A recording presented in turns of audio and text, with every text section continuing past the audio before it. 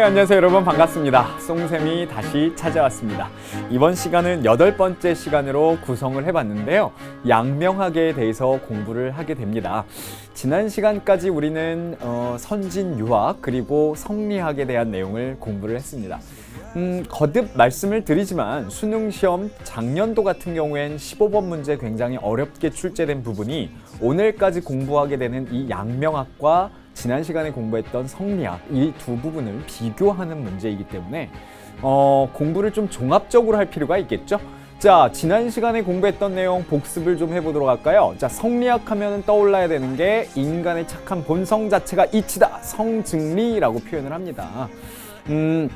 기본 내용이라고 해서 제가 사서, 오경도 설명을 드리고 여러 가지 강조한 내용들이 있었어요. 특히나 선지후행이라는 표현이 나오는데요. 즉 먼저 공부를 하고 그 다음에 행동이 될 수 있다라고 얘기를 했기 때문에 성리학은 글 공부를 굉장히 강조했다라는 거예요. 이 공부는 단순한 공부를 의미하는 게 아니고 여러 가지 수양들을 강조하는 거지만 그 공부의 핵심은 지식 탐구와 이론 확충, 요것을 기억을 해주셔야 됩니다. 왜냐하면 오늘 공부하는 양명학은 성리학에 이런 공부 많이 시키는 걸 되게 싫어했습니다.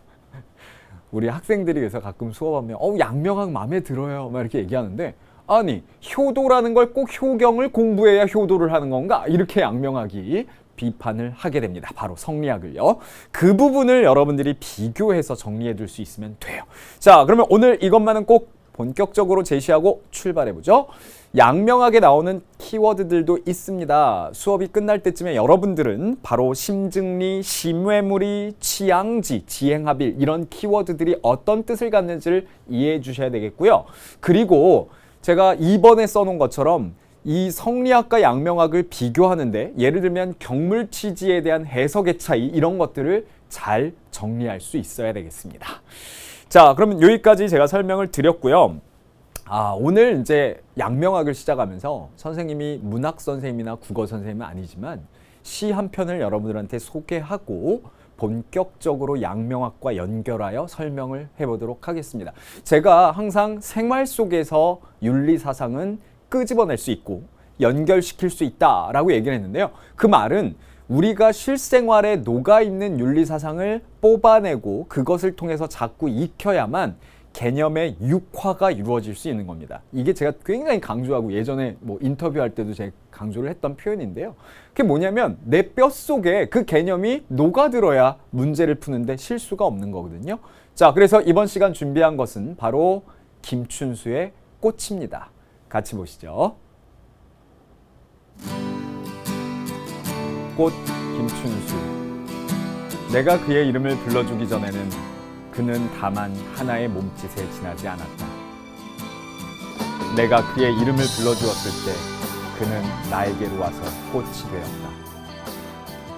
내가 그의 이름을 불러준 것처럼 나의 이 빛깔과 향기에 알맞는 누가 나의 이름을 불러다오.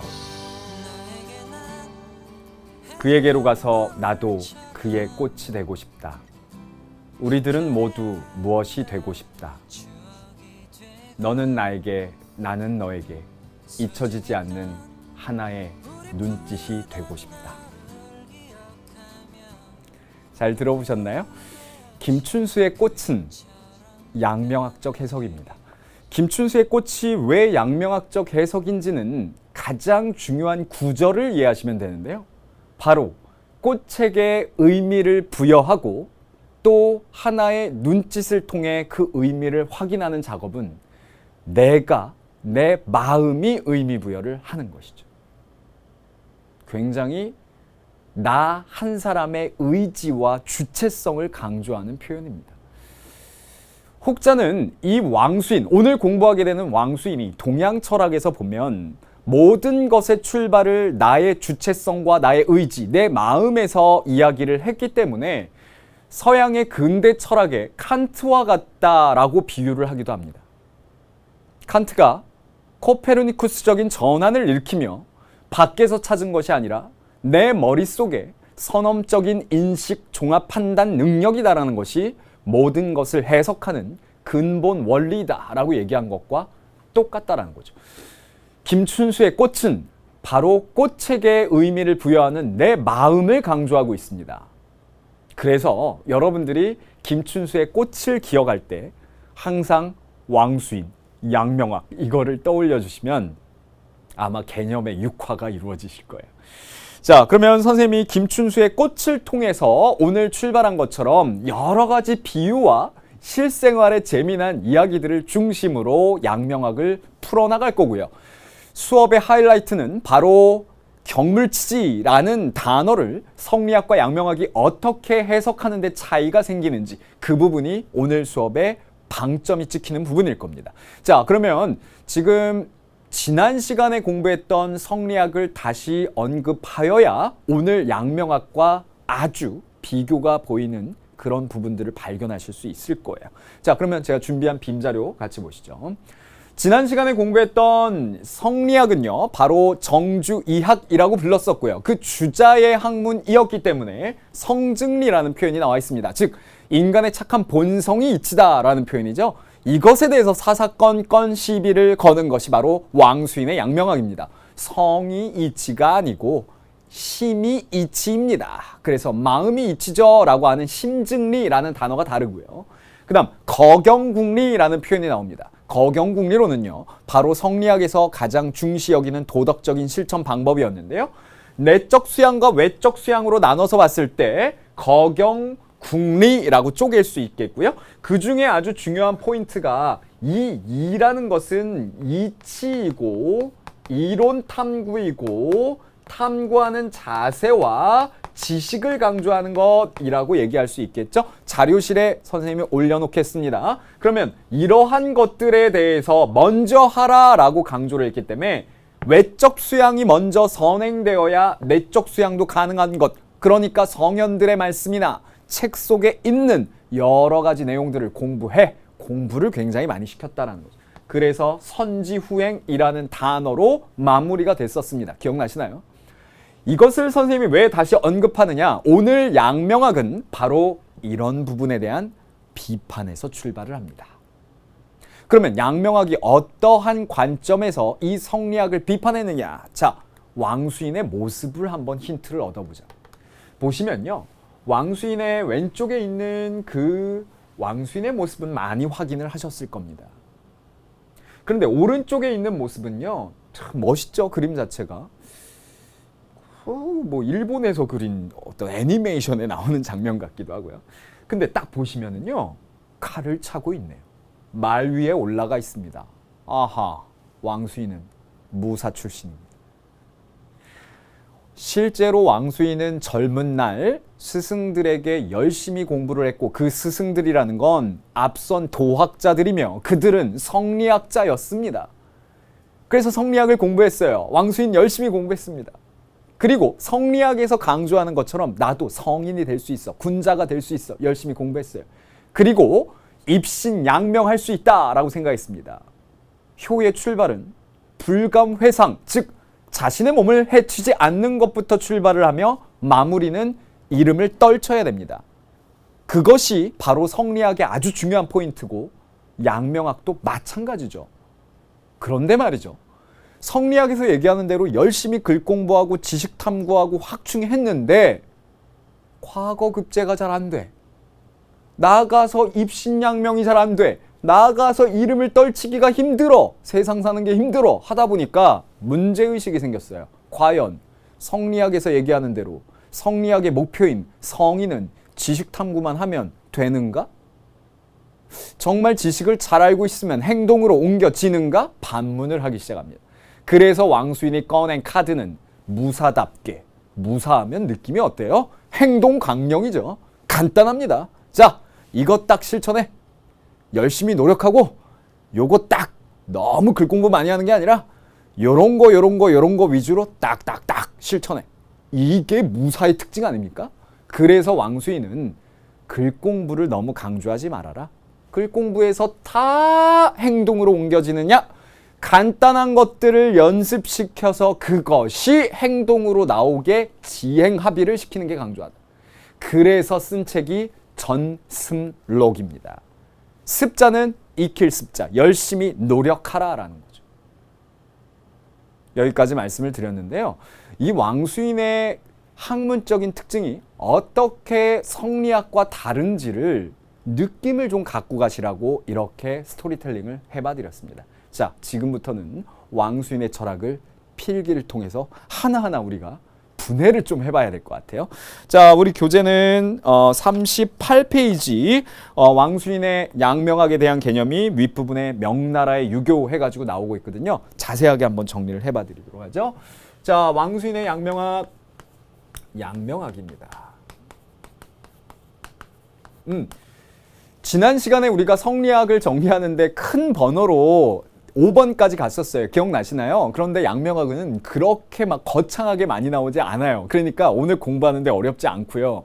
학생들이 참 좋아할 만합니다. 간단하고 확실하거든요. 행동을 중요하게 생각을 하고요. 그래서 1번 먼저 양명학이 강조하는 건 역시 기본 내용을 우리가 정리를 해봐야 되겠죠. 기본 내용에서 우리가 지난 시간에 공부를 한 것처럼 성리학은 정주이학이라고 공부를 했는데요. 역시 우리 양명학을 공부할 때는 육왕심학이다라고 공부를 합시다. 그래서 여기 아래쪽에 육은 누구냐? 상산 육구연 선생님입니다. 상산 육구연 선생님은 남송때 사람인데요. 남송때는 주름 잡고 있던 학문이 뭐였을까요? 송나라 하면 송송송 시옷이니까 송샘도 생각이 나지만 송송송 성리학이죠. 명나라는 명명명 양명학 이렇게 되잖아요. 그런데 육구연 선생님이 남송때 이렇게 공부를 하면서 이미 성리학은 뭔가 좀 문제가 있는데, 나 불만이 있는데, 나는 좀 다른 얘기를 하고 싶은데 하면서 시작을 한 거예요, 이미. 그래서 왕수인의 학문만이 아니라 상산 육구연 선생님도 들어가기 때문에 이렇게 써놓은 거고요. 그 다음에 왕이 바로 왕수인입니다. 왕수인은 명나라 때 사람이고요. 그래서 우리가 명나라에 유학하면은 바로 왕수인의 양명학을 얘기를 하는 겁니다. 물론 우리나라 조선은 성리학을 위주로 받아들였죠. 저 강화학파 빼놓고는요, 양명학을 그렇게 많이 받아들이진 않았는데요. 만일 조선이 양명학도 많이 받아들이고 양명학적 해석을 강조함으로써 조금 다른 색채를 가졌더라면 조선이란 나라 자체의 색채가 어땠고 그 내용이 지금까지 우리 대한민국에 어떤 영향을 줄까? 좀 if 한번 생각을 해봅니다. 역사에 if는 없다고 하지만 그 색깔은 성리학과 굉장히 다르기 때문인 건 거죠. 우리나라에선 주류가 아니었고요. 물론 중국에서도 그리 주류는 아니었습니다. 성리학이 아주 잘 나가는 메이저 학문이었기 때문에. 그래서 양명학의 기본 내용을 우리가 공부를 해봤습니다. 이 정도만 얘기를 할게요. 2번. 그러면 양명학에서 가장 중시한 건 뭐냐? 바로 심증리라는 거죠. 심증리라는 것은 무엇이냐? 인간의 마음이 곧 이치라는 거예요. 그러면 여기에서 비교해야 될 부분이 하나가 있겠죠? 뭐가 비교가 됩니까? 그렇죠. 성리학에서는 인간의 착한 본성이 이치라고 해서 이것을 우리가 성즉리라고 공부를 했었잖아요. 그러면 먼저 비교 포인트가 나오죠. 성증리와 여기에 나오는 심증리의 비교가 이루어집니다. 그런데 이 심증리라는 것은 결국 무엇을 얘기하는 거냐면 우리의 마음이 이치를 만들어낸다라는 걸 얘기하거든요. 그래서 3번에 여러분들이 꼭 기억해야 될 게 뭐가 있느냐? 바로 심외무리라는 거예요. 심외무리라는 것은 어디에서 나오는 것이냐? 역시 좀 비교를 하셔야 되는데요. 자, 성리학에서는요, 이런 표현을 씁니다. 자, 인간의 마음 속에 있는 본성이 이치다라고 얘기를 하면서요, 아주 중요한 얘기를 했었죠. 기억나실지 모르겠는데요. 바로 이일분수라는 표현입니다. 이일분수가 뭐였나요? 자, 한자로 쓰면 이치가 1 하나씩 나뉘어서 수, 단절될 숫자인데요. 어디든 다 녹아들어 있다라는 표현이에요. 그러면 여기에서 가로 닫고 이 2일분수에서 꼭 여러분들이 기억해야 되는 게 어디든 이치가 나뉘어서 들어갔기 때문에 두 개가 나와야 되는 거죠. 사람에게도 이치가 있고요. 사물에도 이치가 있는 겁니다. 둘 다 동그라미죠. 특히나 사람의 이치를 우리는 뭐라고 하냐면 본성이라고 함으로써 본성 성자 이렇게 하고 요것이 중요해 라고 얘기한 게 성리학이에요. 여기까지 되시나요? 그런데 이거에 대해서 양명학은 어떻게 비판을 하느냐. 자, 역시 똑같은 색깔을 맞춰서 양명학. 이일분수가 아니라 모든 것은 어디에서 나온다? 마음에서 나온다. 그래서 심외, 무리, 그 다음에 심외, 무, 물이라고 표현했어요.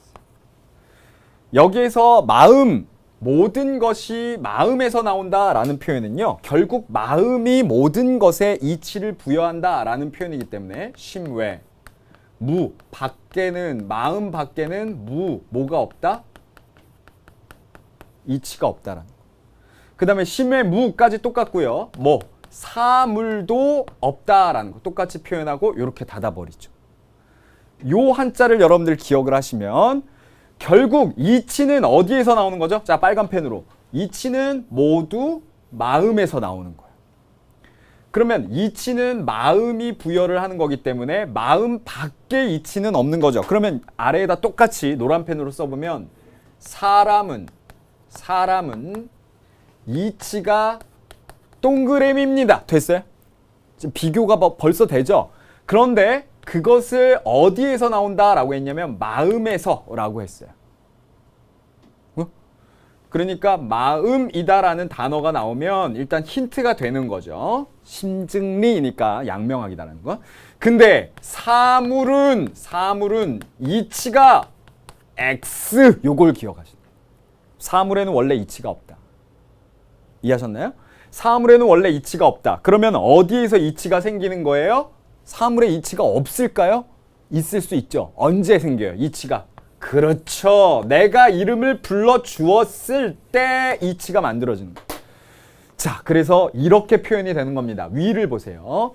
우리가 들판에 있는 꽃들이 피고 지고 하는 것은 그 꽃 자체에 이치가 있어서 얘가 때가 되면 탁 만들어졌다가 시들고 열매도 맺고 이런 작업을 스스로 한다라는 거예요. 그런데 아래에 있는 왕수인은 들판에 피고 지고 있는 꽃이 내가 보지도 않았는데 무슨 의미가 있느냐. 내가 봐서 의미 부여를 딱 했을 때 그 지점에서 내 눈안에 들어오게 되고 아, 꽃이 저기에 있었구나 라고 이제 알게 된다라는 거죠. 그래서 밖에는 이치가 있는 게 아니고 모두 다 내 마음이 의미 부여를 할 때 이치가 생긴다라는 게 왕수인의 표현이에요.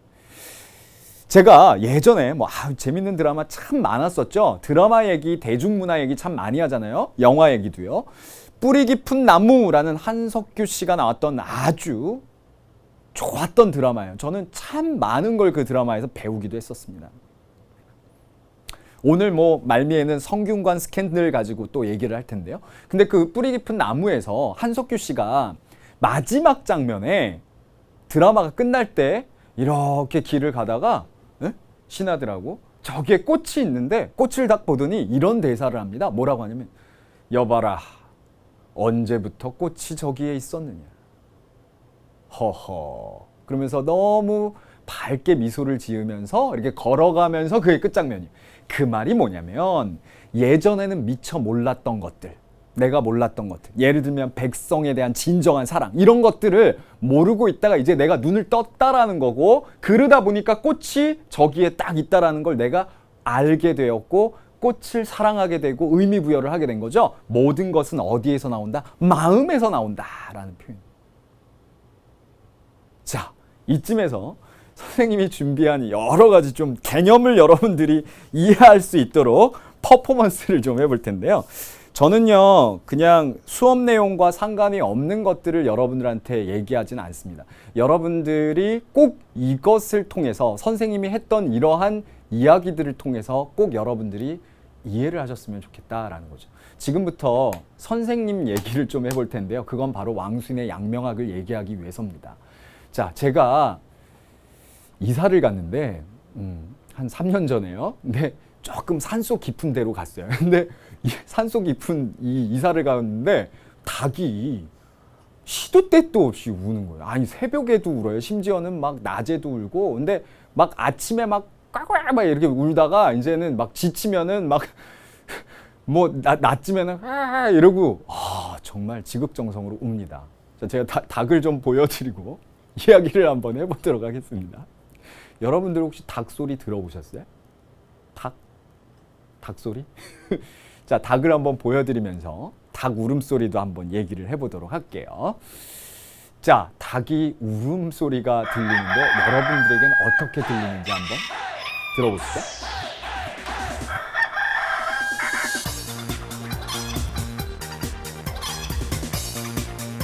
자, 들으셨어요?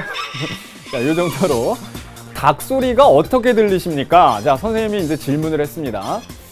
지금 여러분들이 처해 있는 환경에 따라서 이 닭 소리가 달리 들릴 것 같아요. 무슨 말이냐면 선생님이 굉장히 이 닭 소리를 오래 듣다 보니까 어느 날은 너무나 기분이 안 좋은 거예요. 그리고 막 닭의 목소리도 너무 이렇게 성가시게 들리고 쟤는 왜 저렇게 시도 때도 없이 울까 이런 생각을 했죠.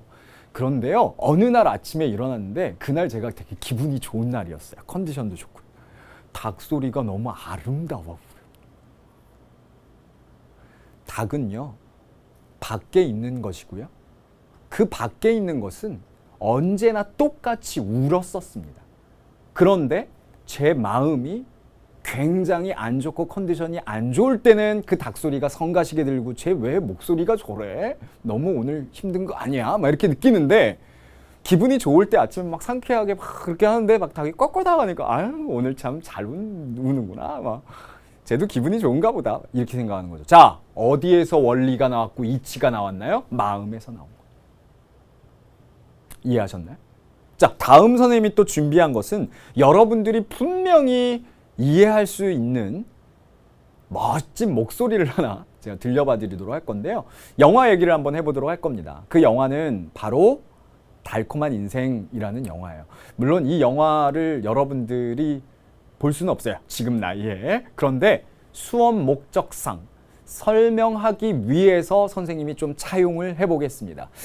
이 영화를 해석하는 사람들은 어찌 보면 이 달콤한 인생이라는 영화 자체에 대해서 약간 구운몽이라는 소설의 내용처럼 해석하기도 합니다.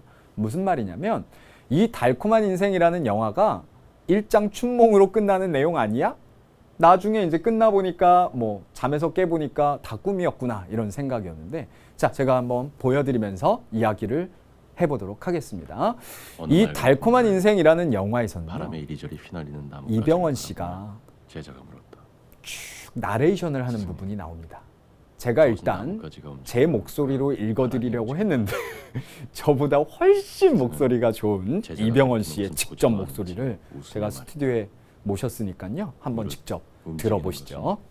나뭇가지도 아니고 바람도 아니며 네 마음뿐이다.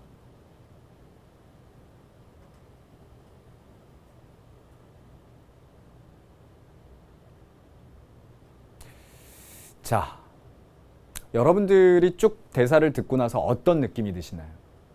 네, 스승님과의 대화에서 흔들리는 건 나뭇가지 자체도 아니고 바람도 아닙니다. 아마 그 시점에 이 제자의 마음이 흔들리고 있었나 봅니다. 이 영화에서는 여주인공한테 흔들리는 그 마음을 대변하는 걸 거예요. 밖에 있는 사물은 우리가 마음에서 의미 부여하고 해석하기 전엔 아무런 변화가 없습니다. 내가 의미 부여를 할 때 그 지점에서 변화가 생기는 거죠. 뭐가 생기는 거죠? 이치가 생기는 거기 때문에. 자, 그러면 이런 내용들 여러분들이 좀 개념의 육화를 하기 위해서 이런 내용들을 잘 정리하셨다면 지금 선생님이 보여드리는 내용들은 시험 문제 거리라는 건데요. 이것들이 뭘 의미하는지를 딱 정리를 하실 수 있으면 돼요. 자, 같이 보시겠습니다. 이야기 양명학 제가 그대로 자료실에 올려놓기도 하고요. 또 이야기 동양 철학 해가지고 고 프린트 올려놓은 데 있기도 합니다. 자, 제가 오늘 수업하면서 요 내용들은 다 자료실에 올릴 거니까 확인해 보시죠. 마음이 곧 이치이다. 밑줄이죠. 천하에 마음밖에 일이 마음밖에 일이 있고 마음밖에 이치가 있겠는가? 이거는 뭐야? 마음밖에 일이 없다라는 거죠. 반문을 하는 거잖아요. 그러니까 지금 이 문장에서 여러분들이 골라내셔야 되는 게 뭐죠? 심외무리. 심외무물. 그러면 어디에서 이치가 생기는 거죠? 마음에서. 밖에 있는 사물들도 마음이 이치를 부여할 때 생기는 거예요. 모든 것은 나의 주체적인 마음에서 나오죠. 아버지를 섬기는 일의 경우 아버지에게 효도를 이치를 구할 수 있는 것이 아니다. 그리고 책 속에서 구하는 것도 아니다. 그러면 어디에서 나오는 거다? 자동적으로 내 마음에 달려 있다. 그래서 심증리와 심외물이 심외문물을 표현하는 겁니다. 이해하셨나요? 자, 다음 자료도 한번 보여드릴게요. 하루는 왕수인이 친구와 함께 유람할 때 피어있는 꽃나무를 가리키면서 이렇게 얘기했습니다. 세상에 마음밖에는 아무것도 없다고 하였는데 꽃나무들 깊은 산속에 있으면서 제 스스로 피고 지는 것이니 과연 내 마음과 무슨 상관이 있단 말인가? 누구의 해석이에요? 그렇죠. 주의 선생님의 성리학적인 해석이죠. 그죠? 근데 이 주의 선생님의 성리학적인 해석에 대해서 뭐라고 반문하고 있습니까? 왕수인이 그대가 이 꽃을 보기 전에는, 그러니까 이 자체가 친구가 주희 선생님은 아니겠지만 선배니까 한참 여기에서 얘기하는 내용으로 봐서는 주자에 관련된 공부를 한 친구겠죠. 그랬더니 뭐라고 대답합니까? 그대가 이 꽃을 보기 전에는 그 꽃과 그대 마음이 모두 고요할 뿐이야. 그런데 이제 와서 그대가 그 꽃을 보았을 때 김춘수의 꽃이 떠오르죠. 비로소 꽃의 빛깔이 일시에 또렷했으니 곧 이 꽃이 그대 마음 밖에 있는 것이 아니라는 사실을 알 수 있는 게 아니겠는가. 그래서 심증리와 심외무리 심외무물을 설명하는 문장이었습니다. 이제 이해되시나요? 자, 그 다음 내용은 또 하나 좀 가보도록 하겠습니다. 2번, 3번 적었는데요. 그러면 4번으로 한번 올라가도록 하죠. 4번. 그렇다면 이 왕수인이 강조한 수양법은 뭐냐? 수양법이 있을 거 아니에요? 어떻게 실천하라 라고 간단하게 이제 제시를 했다고 하니까 다름 아니라 치양지설입니다. 여러분들 아시겠지만 이 양지라고 하는 것은 우리가 공부했던 사람의 내용인데요. 이 양지는 뭐예요? 양지 자체가 누가 준 거죠? 그렇죠. 맹자가 준 겁니다. 맹자의 뭐? 양지와 양능이라는 게 있었잖아요. 그거를 이어받은 거예요. 근데 치는 이것들을 계속해서 추구하는 것을 얘기하는 거죠. 그러니까 다른 데서 찾지 말고 인간의 마음 자체가 이치니까, 그죠? 딴 데 이치가 있는 게 아니고 이 안에, 마음 안에 이치다. 이 안에 뭐 있다? 이치 있다. 그죠? 그래서 심증리고요. 그 마음의 가장 알맹이가 뭐냐면 양지예요. 그 양지를 잘 보존하고 추구하기만 하면 된다라는 표현인 거죠. 그러면 그게 5번으로 연결이 되는데요. 그게 바로 지행합일입니다. 여기에서 떠올라야 되는 게 하나가 있죠. 그게 뭐냐면 우리가 배웠던 성리학은 뭘 강조하는 거예요? 자, 이론과 탐구, 그 다음에 지식 확충입니다. 그러니까 얼마나 글 공부를 강조하는 표현입니까? 근데 그 글 공부가 싫었던 거죠, 왕수인은. 그러니까 지행합일이라는 표현은 이러한 것들을 거부하고 자동인 건 거죠. 우리가 치양지, 양지, 즉 마음만 잘 보살피면 누구나 지선의 경지에 이를 수 있다. 그러면 이 누구나 지선의 경지에 이를 수 있다의 전제 조건은 이론 탐구와 지식 확충을 강조하는 것이 아니라 뭘 강조하는 거죠? 마음속에 있는 양지만 잘 발현시키면 이라는 표현이에요. 그래서 여기에서 강조하는 건 선지후행에 대한 반론이다. 그 반론이 결국 누구나 지선의 경지에 이를 수 있기 때문에 그 선지후행, 즉 먼저 지식 확충이나 이론 탐구가 선행될 필요가 없다라는 걸 얘기를 하는 건 거죠. 자, 그래서 치양지설과 지행합일까지 제가 쭉 설명을 드렸습니다. 오늘 수업하면서 제가 먼저 강조했던 것은 이러한 왕수인의 양명학, 좀 우리가 개념들을 이것저것 해가지고 좀 여러분들 진짜 마음속에 왕수인이 강조하는 것처럼 딱 아로새겨 놓고요. 거기에 그치면 안 되고 오늘 하이라이트는 선생님이 뭐라고 그랬어요? 이런 것들을 좀 종합적으로 비교하는 게 중요하다라는 내용이잖아요. 그래서 지금 치양지 그다음에 지행합일 간단하게 자료들 보고요. 그다음 우리가 비교 분석을 어떻게 둘을 해야 되는지를 얘기를 해보겠습니다. 자, 우리 Q&A에 나와 있는 자료인데요. 뉴 탐스런 40페이지를 한번 봐주시면 왕양명은 맹자의 성선설에 근거하여, 자 찾으셨나요? 40페이지입니다. 맹자의 성선설에 근거하여 양지를 자각하고 실천할 것을 주장하였다. 오호, 양지를 강조하네요. 그래서 그가 말한 양지는 선과 악을 자각하여 판단하고 이에 따라 실천할 수 있는 능력을 얘기한다. 근데 이 능력은 태어날 때부터 갖고 태어난 능력을 얘기하는 거예요. 양지는 갖고 태어나니까요. 이러한 양지는 마음의 근본적인 요소로서 생각을 거치지 않아도 알 수 있고 학습을 통하지 않아도니까 이게 중요하다. 지식 확충, 그죠? 이런 게 필요 없다라는 거예요. 아, 이게 뭔 말이냐면 왕수인은 이런 얘기를 해요. 우리가 자꾸 세상이 이제 부끄럼 없는 세상이 돼가고는 있지만 조금 요즘에는 그 사람들을 뭐 사이코패스나 소시오패스 이렇게 표현을 하지만 왕수인은 그런 것들을 예견한 건 아니겠죠. 야, 왕수인은 누구나 다 양지가 있다라고 봤으니까요. 태어날 때부터. 그걸 우리가 어디에서 확인할 수 있냐면 보통 흉악범죄를 저지른 그런 사람들도요. 이렇게 카메라를 탁 뉴스에 막 담으려고 들이대면 일단 감추잖아요. 막 마스크 쓰고 감추죠. 아, 요즘에 막 얼굴 대놓고 나도 억울해 이런 사람은 글쎄요, 양지가 없는 것 같기도 하고요. 예. 그런데 보통 사람은 다 이렇게 감출 줄 안다. 부끄러워할 줄 안다. 그 내용이 바로 왕수인이 얘기하는 양지입니다. 누가 가르쳐주지 않아도 무엇이 옳은지를 선천적으로, 선험적으로 갖고 태어나는 걸 얘기하는 거죠. 그래서 그것을 잘 키우는 것이 중요하다. 이 부분 보세요. 이론적인 학습 과정을 거치지 않아도 도덕성을 구현할 수 있다. 이런 문장 나오면 왕수인의 양명학이다라는 거고요. 자, 그 다음에 자료탐구 하나만 더 보겠습니다. 지행합일인데요. 오늘날 사람들이 학문하는 것은 단지 지와 행을 나눔에 의존하기 때문이다.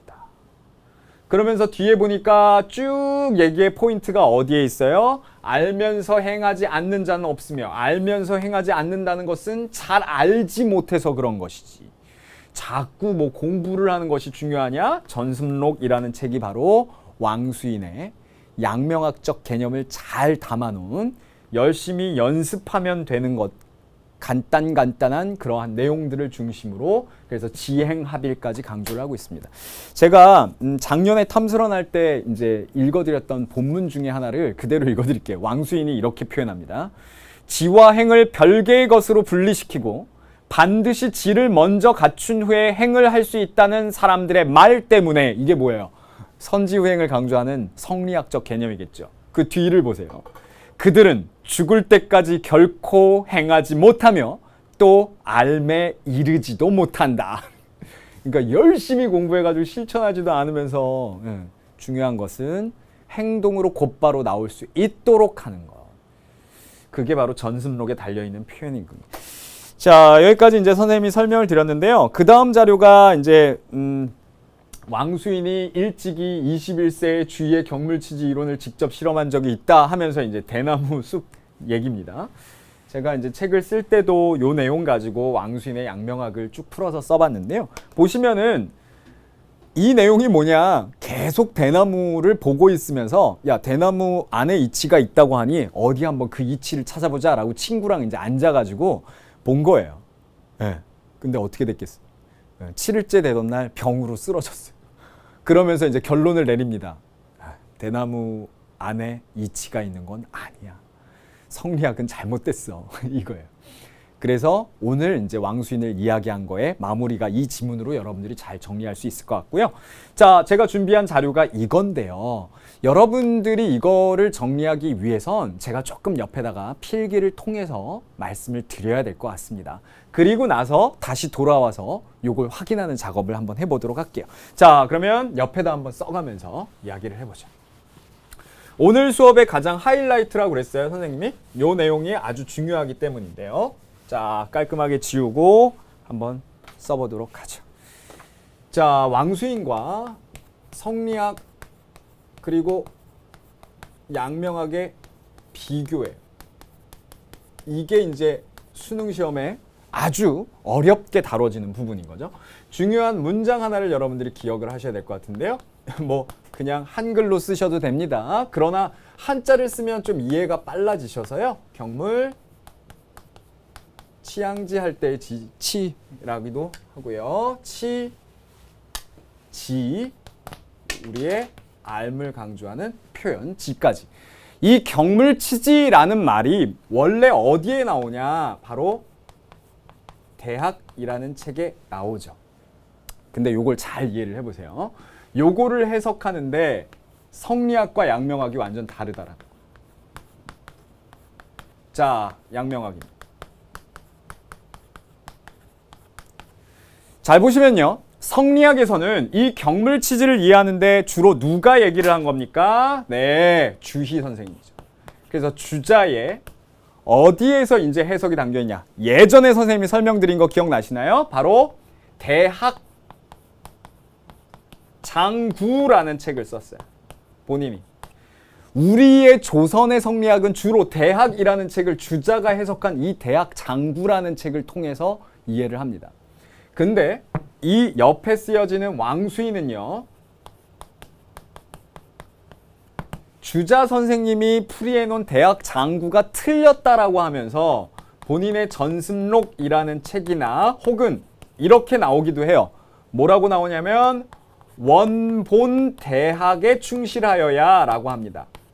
그 원본 대학은 옛 책이기 때문에 다른 말로 고본 대학이라고 표현하기도 하고 고본 대학은 순서를 바꿔서 대학 고본이라고 읽어도 됩니다. 이건 다 가능한 거예요. 왜냐면 대학의 옛 책, 그럼 그게 뭐예요? 원래 이 대학이라는 책이 어디에 있는 거? 얘기라는 책의 42편에 나오는, 그죠? 챕터 42에 나오는 이야기들을 담아놓은 겁니다. 그 중에 삼강령이라는 게 있어요. 그게 뭐냐면 명명덕, 친민, 지어지선이라는 표현이 있어요. 그 다음에 팔조목이라는 게 있습니다. 팔조목이 뭐냐? 경물, 치지, 성의, 정심, 수신, 제가, 치국, 평천하 이거예요. 요건 제가 쓰지 않겠습니다. 그러나 요걸 알아두면 굉장히 도움이 되실 거예요. 그 주자에 대한 해석은 격자를 어떻게 이해했냐면 이 격자에 대한 해석이 궁구할 격자예요. 궁구하다라는 건 탐구하는 것을 강조합니다. 그리고 물은요. 물은 어디에 있는 것이냐? 밖에도 존재해요. 물론 안에도 존재하고요. 둘 다 있죠. 그러면 내 마음이 그거를 해석하는 것이기도 하고 본성에서 밖에도 존재하는 거예요. 근데 중요한 포인트는 이거야. 아예 극명하게 드러나게 요거를 제가 강조를 하겠습니다. 그런데요. 왕수인은 이 격자라는 한자가 여러 가지로 해석이 돼요. 옥편을 찾아보면. 한 20가지 정도 해석법이 나오는데 이 격자를 궁구할 격자로 해석한 게 아니고 바로 잡을 격자예요. 근데 물은 어디에 있냐면 밖에 있는 게 아니라 다 내 마음에 있는 거예요. 그러면 이 마음, 내는 어디를 얘기하느냐? 내 마음. 마음이 부여하는 거죠. 이제 이해되셨나요? 김춘수의 꽃은 여기에 해당되죠. 뭔 소리냐면 경물치지라는 것의 해석을 사물에 대하여 즉 밖에 있는 사물을 그걸 좀 길게 쓰면 밖에 있는 사사물물에 대하여 열심히 탐구하고 궁구하는 그 학문적인 태도를 성리학에서 해석을 한 거고요. 양명학에서는 밖에 있는 게 아니고 내 마음이야. 내 마음 안에 있는 것을 바로잡아. 그럼 그 뭐예요? 양지죠, 양지. 양지. 그걸 바로 잡아서 치지 바깥에 이르게 하면 되는 거예요. 그 다음에 또 하나의 중요한 표현이 있죠. 이 지를 어떻게 해석하느냐? 노란 펜입니다. 지를 잘 보시면 지에 대한 해석이 지식탐구예요. 근데 왕수인의 양명학에서는 이 지를 어떻게 이해해요? 그렇죠. 지에 대한 해석은 그렇죠. 결국엔 양지 자체를 지라고 해석을 하는 거죠. 자, 그러면 여기에 나오는 이 표현들이 이제 제가 저기에 표를 만들어 놨는데요. 결론은 요거를 여러분들이 잘 정리를 하시면 됩니다. 주자학에서는요, 도덕적 실천과 함께 이론적 탐구를 통한 지식의 확충을 강조하는 주장인데, 양명학에서는 객관적 지식보다 내면의 순수한 도덕성을 확충할 것을 강조하는 거죠. 그래서 요거를 쭉 정리해 가지고 요 표를 여러분들이 잘 머릿속에 넣어 놓으시고요. 아주 재미난 얘기가 있습니다. 그 원래 얘기라는 책에 나오는 챕터 42편에 이 대학에 가장 먼저 나오는 3강령 중에 명명덕 땡땡 지어지선 땡땡을 아까 선생님 뭐라고 했어요? 친민, 친할 친자를 써서 친민이라는 건데요. 재미난 건 대학장구라는 책을 쓰면서 이 성리학의 주희가 친민을 새로울 신자로 바꿔버려요. 그래서 사대부 그리고 선비들은 날로 백성들을 새롭게 계도시켜줘야 된다. 이런 사대부 중심에. 그랬는데 왕수인이 주자의 그걸 비판한 거죠. 야, 왜 친민이라고 돼 있던 걸 네 맘대로 신민으로 바꿨어? 원래 옛 책에 있던 내용대로 다시 해석해야 돼. 근데 재미난 건 이게 예전에 성균관 스캔들이란 드라마에 정조대왕이 시험 문제로 내요. 그래서 마지막에 이제 2명이 남았는데 주인공인 이서준인가? 그래서 드라마의 이름이 김윤식? 그래서 이 둘이 해석을 하는데 한 명은 성리학적 해석을 하고요. 신민이라고. 그 다음에 한 명은 친민으로 해석을 합니다. 그래가지고 마지막 결전의 날에 그 얘기가 나와요. 그래서 결국 성리학과 양명학의 이런 차이점을 여러분들이 좀 기억을 해주시면 좋을 것 같습니다. 자, 거기까지 이제 말씀을 드렸으니까요. 한번 자료 탐구 우리 39페이지에 경물치지에 대한 내용이 나오는데요. 요걸 확인을 해보시죠. 보시죠. 자, 이른바 치지는 경물에 있다라는 말은 나의 알을 극진하게 이루고자 하면 한다. 사물에 나아가 그 이치를 궁구해야 한다라는 것을 뜻한다. 여기에서 나오는 대학장구라는 책이 아까 선생님이 뭐라고 그랬어요? 그죠? 주자의 책이고. 그 책에서 나오는 것처럼 경물이라는 말은 나의 알을 극진히 이루고자, 극진히 이룬다. 그죠? 탐구한다, 궁구한다. 그 이치를 사물에 나아가, 사물에 왕수인은 나가를 얘기하죠. 내 마음이 부여를 하는 건데 어떻게 사사물물에서 이치를 찾느냐? 그러면 다음은 누구겠습니까? 바로 전승록, 왕수인이 해석하는 경물치지에 대한 내용입니다. 경물치지는 내 마음의 양지를 사사물물에 지극히 이루는 것. 어디에서 나와? 내 마음의 양지. 양지가 뭐야? 심입니다. 그러면 거기에서 뭐가 나온다라는 거죠? 이루어지는 것이다. 김춘수의 꽃을 떠올려 주시면 되겠습니다. 자, 여기까지 이제 설명을 드렸으니까 오늘 문제풀이를 한번 해봐야 되겠죠? 여러분들이 공부했던 내용 가지고 충분히 문제에 좀 적용을 할 수 있느냐? 같이 보시겠습니다. 자, 43페이지를 준비해 봤는데요. 경물치지는 내 마음의 양지를 사사물물에 극진히 이루는 것을 얘기한다. 내 마음의 양지가 다름 아닌 천리인 것이다. 오호, 양지가 천리고요. 내 마음의 양지를 사사물물에 이루는 거래요. 어디에서 출발? 내 마음에서. 그럼 누구의 해석? 왕수인의 양명학에서의 해석이죠. 왕양명. 자, 1번 도덕적 실천과 함께 지식의 확충을 강조하였다. 누가 되죠? 주자학의 특징. 아까 우리가 정리했죠. 마음 밖에서 이치를 찾을 필요가 없다라고 봤다. 뭐라고 그래? 네 글자로 심외무리. 다른 말로 심외무물. 누구죠? 왕수인 됩니다.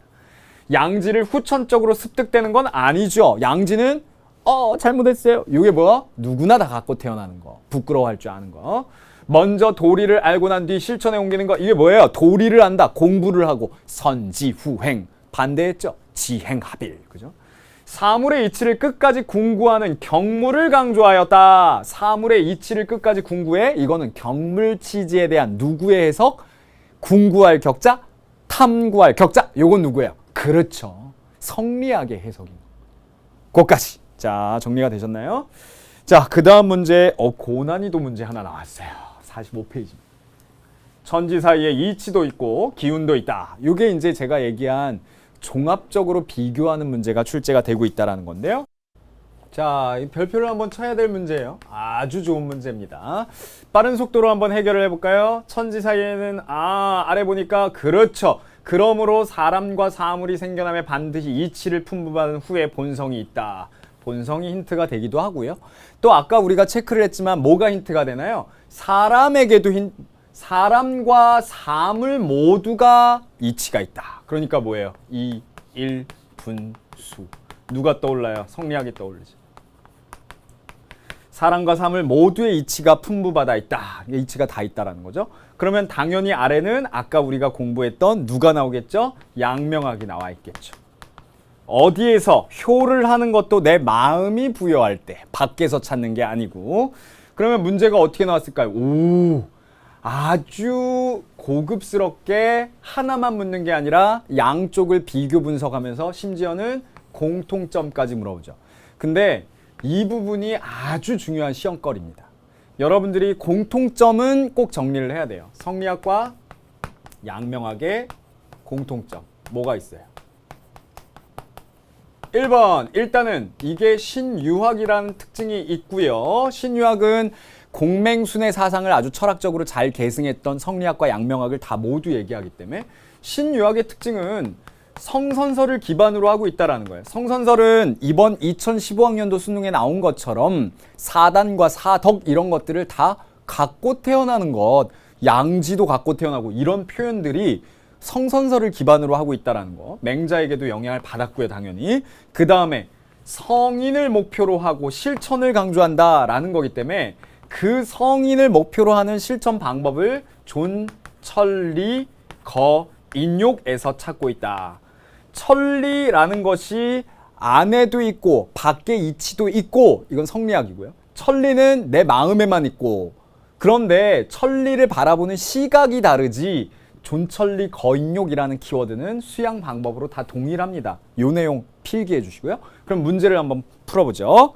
자, 선택지 1번입니다. 보시면요. 마음과 마음 밖의 사물 모두에 이가 존재한다 라고 했는데 A, 마음이라는 걸 너무 양명학적으로 해석을 안 하시더라도 마음과 마음 밖 사물 모두에 그러면 마음 이걸 성이라고 보면 성과 성 밖의 모든 것에 이치가 존재한다. 이일분수니까 아까 우리가 읽었던 갑의 바로 A의 내용이 당연히 될 수 있겠죠. 여기에 성리학이 들어가야 되니까. 자, 두 번째 2번입니다. 양지를 구체적으로 적극적으로 발휘해야 된다라고 하면 양지를 구체적으로 적극적으로 발휘하는 건 이쪽이 아니라 C여야 되겠죠. 이건 누구? 왕수인의 양명학의 해석이 돼야 될 거고 인간의 타고난 본성에는 선이나 이거는 성무선학설이어서 아까 성선설 제가 써놓은 거 안 되죠. 마음을 통해 사물에 내재된 이치를 알 수 있다라는 건 자, 여기에 마음을 통해라는 건 가능할 수는 있겠죠. 근데 뒤를 자세히 보시면 사물에 내재된 이치 이래버리면 사물의 이치가 있다라는 거잖아요. 그러니까 안 되겠죠. 하여간 여기에만 해당되는 거는 안 됩니다. 천리를 보존하고 인욕을 제거한다. 아까 제가 그래서 말씀을 드린 거죠. 요거는 공통점인 거예요. C에만 들어가는 게 아니고 그래서 틀렸네. 자, 오늘도 이제 마무리는 한번 키워드 정리로 한번 해보도록 하죠.